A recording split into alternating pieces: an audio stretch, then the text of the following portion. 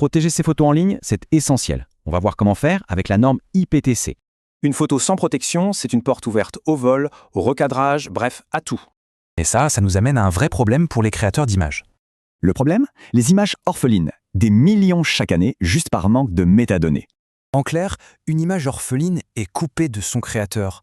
Difficile de faire valoir ses droits. Mais bon, heureusement, il y a une solution, et c'est un vrai standard dans le milieu. Il s'agit des métadonnées IPTC.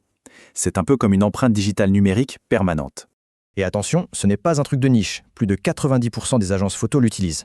D'ailleurs, les grosses plateformes comme Shutterstock ou Getty, sans ça, c'est non.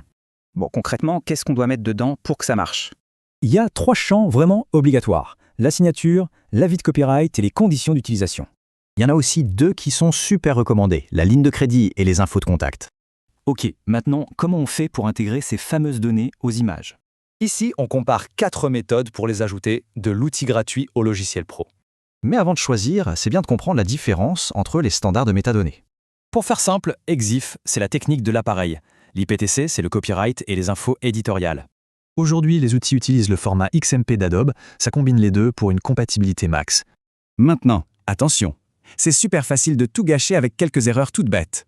L'erreur numéro 1, c'est de laisser des champs vides. Pensez aussi à l'année en cours et au symbole CO. Et surtout, on ne supprime jamais toutes les métadonnées. Et après, on vérifie que tout est bien là. Au final, intégrer les données IPTC, c'est vraiment la première ligne de défense numérique.